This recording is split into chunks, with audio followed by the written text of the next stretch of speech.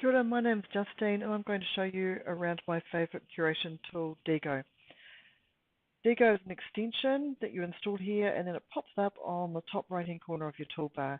It allows you to collect your work, you can access it, for example I can link my accounts on my mobile phone, I can annotate, I can organise and wonderfully I can also share, which is one of my favourite features. So I'm going to quickly show you today how to save. So I've got a page already open. I'm going to go up, save my bookmark, add my tags in. Very important. I'm sure you've already been told about using tags. Really makes looking for things easier later. So I'm going to hit multiple intelligences and I'm going to hit MI because that's also a code that I'm using for myself. If you do not put two words together in speech marks, they'll actually save as separate words. So you'll end up with a tag called multiple and a tag called intelligences. So make sure you use your speech marks. I'm going to add it to my outliner, which is another word for folder.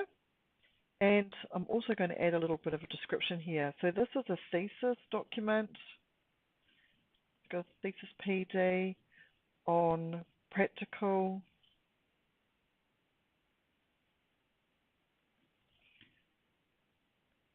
use of multiple intelligences in the classroom. Luckily, the actual name of this website is pretty self-explanatory. I'm just doing this to actually give you an example. And I always liked to add an audience down. It's a habit I got into. So then I understand, is it for teachers? Is it for parents? Is it just for myself? In this case, it's actually for myself in study. And it's also a little bit evidence-based. So if I want to use it to help support my reasoning for supporting in the classroom, I know that that's an article that I could use. So I'm going to hit save. I'm going to head over to my library, which you can click on from here. You just click your name. And you can see the most recent things that I have saved. I'm just going to delete this because I'm using that as a demo in a minute for you. If I go and want to see how it's organized, I've got my tags, so my most prolific tagged groups, for example, dyslexia and PB4L.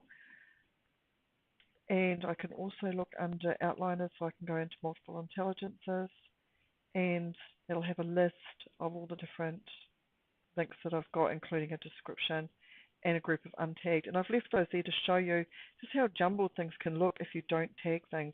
They all run into each other and they don't have any kind of explanation of what they might look like, which makes things awkward when you're trying to look for things later on in a couple of months' time. If I want a little bit more detail, I can click on here, and on the left-hand side, a preview pane comes up. I can say, yes, that's the page I want, or no, it wasn't. If I like it, I can click on it, and it'll shoot me off to the page that I want to go visit. The other thing I really love about this program is the ease of sharing documents. So I've hit up to the top right, I'm hitting export. It's as easy as Control C. For example, one of my colleagues really wanted to have my folder on dyslexia, and I was able to just Control C and email it to her. In this case, I'm going to show you how to just stick it into my documents with a Control V. And this is a great way if you're working collaboratively with someone, colleagues or fellow students, and you want to work on a document together. This is why you need those descriptions, because if someone else is looking at it, they've got a bit of an understanding on what each page stands for. So that's a great. Now, a little feature that I think is quite fantastic, and I'm not sure if any other curation tool's got, is annotating a screenshot. So here's a picture of Howard Gardner.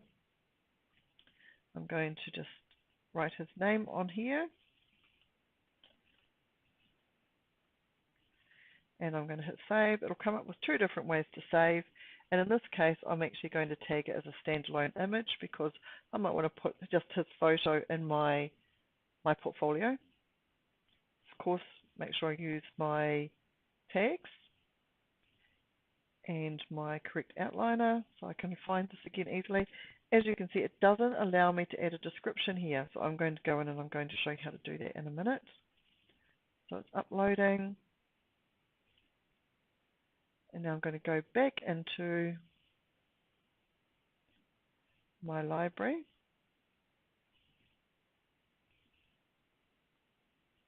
And you can see the picture has come up, and I'm going to edit. So once again, it's just a really intuitive program to use.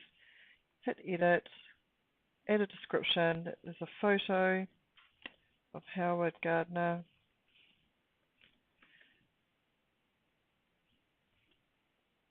And save. The other thing, being an educator, we've got pricings and plans. So when I first started out, I had the real basics, and I wanted to use a lot more outliners. When you're first using it, you've only got a couple.